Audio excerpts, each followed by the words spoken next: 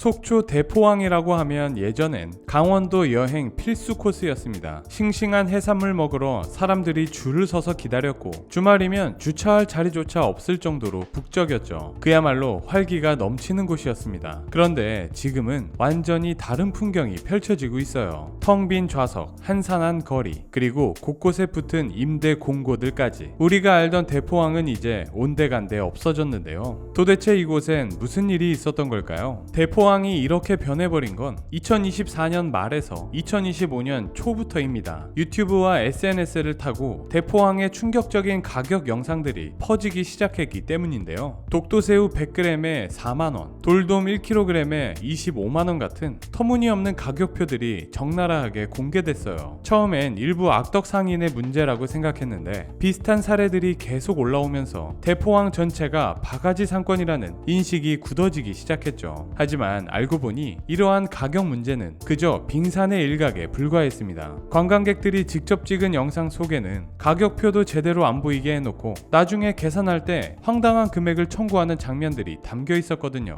심지어 가격 흥정을 하려고 하면 싫으면 다른 데 가라는 식의 무례한 응대까지 더해지면서 관광객들의 분노는 점점 커져갔습니다. 그리고 2025년 들어서는 상황이 더 심각해졌는데요. 바가지 논란이 전국적으로 퍼지면서 관광객 발길이 뚝 끊긴 거예요. 예전 같았으면 자리 잡기 힘들었던 유명 횟집들도 손님이 없어서 텅텅 비기 시작했고 일부 업소는 아예 문을 닫았습니다. 한때 권리금만 억 단위를 호가하던 황금 상권이 불과 몇 개월 만에 무너져 내렸습니다. 알고 보면 속초의 황금 상권이 무너진 데에는 바가지 요금만큼이나 치명적인 또 다른 문제가 있었습니다. 바로 오징어 난전이었죠. 대포항 주변 거리와 해변가 곳곳에서 상인들이 오징어를 구워 팔기 시작했어요. 대포항에서의 오징어라 생각만 해도 너무 잘 어울리죠. 많은 이들의 관심을 끌기에 충분했습니다. 그러나 문제가 하나 있었어요. 바로 오징어를 파는 이들이 정식 허가를 받은 업소가 아니라 사실은 길거리에서 즉석으로 장사를 하는 형태였다는 겁니다. 그래서 관광객들이 고소한 냄새에 이끌려 가격을 물어보고 나서 막상 계산하려고 하면 금액을 더 청구하는 일이 빈번했죠. 한 관광객은 자신의 경험담을 SNS에 올렸는데요. 오징어를 먹다가 초장을 더 달라고 했더니 더 시키지도 않을 건데 초장까지 달라고 하냐 라며 핀잔을 주더라는 겁니다. 그리고 나서 기분 상해 나왔는데 난전 바로 앞 횟집에서는 난전보다 훨씬 싼 가격에 오징어를 팔고 있었다는 거예요.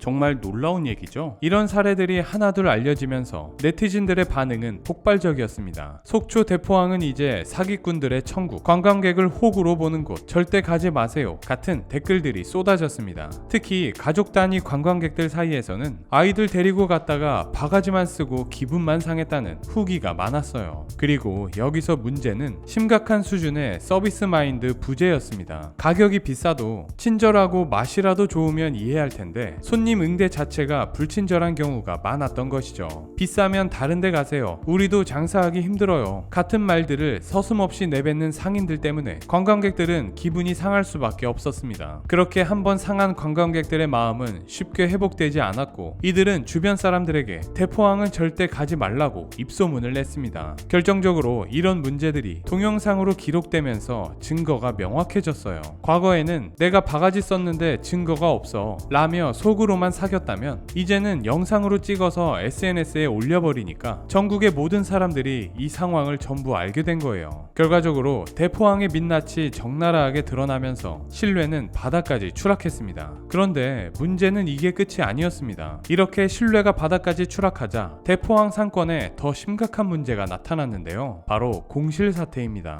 불과 2년 전만 해도 대포항에 점포 하나 얻으려면 억 단위 권리금을 감수해야 했습니다. 주말마다 관광객들이 몰려들고 매출이 좋으니까 다들 대포항에 가게를 내고 싶어 했죠. 그러다 보니 점포들이 우후죽순 늘어났고 한 골목에만 수십 개의 횟집과 식당들이 밀집하게 됐습니다. 그런데 바가지 논란이 터지면서 상황이 완전히 뒤집혔어요. 관광객이 줄어들자 경쟁은 더 치열해졌고 살아남으려는 업소들은 손님 한 명이라도 더 잡으려고 호객행위까지 시작했습니다. 지나가는 관광객을 붙잡고 여기가 제일 싸요, 우리 집이 제일 맛있어요 하며 끌어당기는 모습까지 보였는데요. 하지만 이마저도 오히려 역효과를 냈습니다. 관광객들은 여기 뭔가 이상하다며 발길을 돌리기 시작했죠. 그렇게 안 그래도 관광객들이 줄고 있는 상황에서 상황은 더 악화되었습니다. 심지어 2025년 들어서는 공실률이 50%를 넘었다는 보도가 나오기에 이르죠. 한때 황금상권이라 불렸던 대포항 곳곳에 임대 팻말이 붙기 시작한 거예요.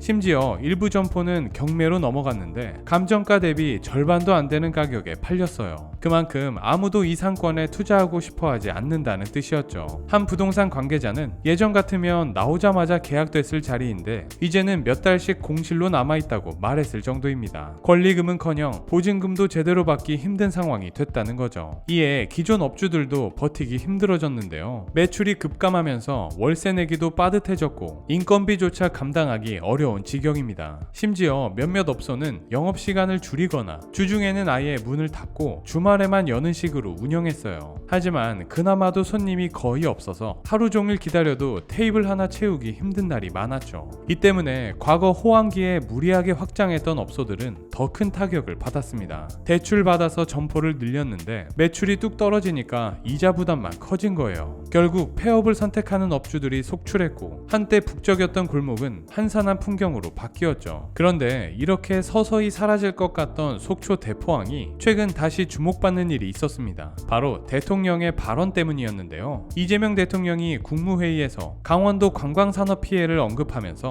속초 대포항의 바가지 요금 문제를 직접 거론한 거예요. 근데 강원도 어디도 또 그래가지고 한참 그래도 타격이 엄청난 모양이던데 바가지 씌우는 거 어떻게 좀 단속할 방법 없어요? 법률적으로 불가능한가요? 대통령이 특정 지역의 바가지 문제를 국무회의에서 언급한 건 매우 이례적인 일이었어요. 그만큼 대포항 사태가 단순히 지역 문제를 넘어서 국가적 관심사가 됐다는 뜻이었습니다. 대통령은 연구해서 대책을 만들어야 할 것 같다며 구체적인 해결 방안 마련을 지시했어요. 이후 바가지 논란의 폭막이라는 제목의 뉴스 기사들이 쏟아졌고 방송사들도 현장 취재에 나섰죠. 카메라 앞에서 업주들은 억울하다, 일부의 잘못 때문에 전체가 피해를 본다고 하소연했지만 이미 여론은 돌아선 상태였습니다. 상황이 이렇게 되자 속초시는 뒤늦게 움직이기 시작했는데요. 가장 먼저 시작한 건 물가 감시와 단속 강화였어요. 속초시는 대포항 일대에 상시 점검반을 운영하기 시작했고 모든 업소의 메뉴판과 가격표를 눈에 잘 띄는 곳에 부착하도록 의무화했어요. 그러나 이러한 계획과 대책과는 달리 현장의 반응은 싸늘했어요. 한 업주는 이제 와서 단속한다고 손님들이 다시 올까? 라며 회의적인 반응을 보였습니다. 실제로 단속이 강화된 이후에도 관광객 발길은 여전히 뜸했어요.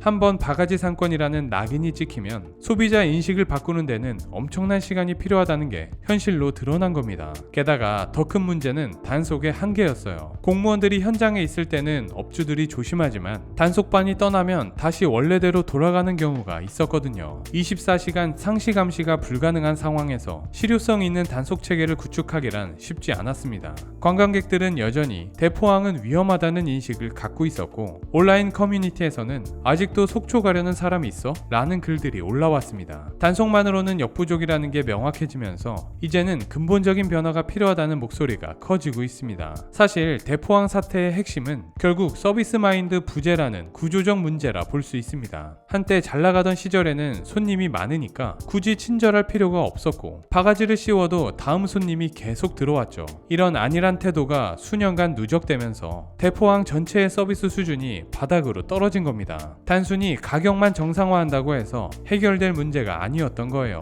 업계 관계자들도 이 점을 인정하기 시작했는데 한 상인의 관계자는 손님을 귀찮게 여기고 한번 오면 최대한 많이 받아내려는 사고방식부터 바꿔야 한다고 말했어요. 재방문을 유도하는 게 아니라 일회성으로 최대 수익을 뽑아내려는 방식이 결국 상권 전체를 무너뜨린 셈이죠. 그러나 희망이 아예 없는 건 아닙니다. 일부 업소들은 자구책으로 투명 경영을 시작했습니다. 가격표를 크게 붙이고 고객 후기에 직접 댓글로 응대하는 식으로 신뢰를 쌓아가려는 노력을 하고 있죠. 이런 업소들은 조금씩이지만 단골 손님이 생기기 시작했다고 합니다. 결국 대포항의 미래는 업주들 스스로에게 달려 있습니다. 정직한 가격, 친절한 서비스, 깨끗한 위생, 관광지로서 가져야 할 이 기본을 지킬 때만 대포항은 다시 일어설 수 있을 겁니다. 쉬운 길은 아니지만 변화 없이는 몰락만 남을 뿐이라는 게 대포항 사태가 우리에게 남긴 교훈입니다. 영상에 다 담지 못한 심층 분석 자료와 실시간 경제, 투자 인사이트는 영상 설명과 고정 댓글의 홈페이지, 텔레그램 링크를 통해 확인하실 수 있습니다.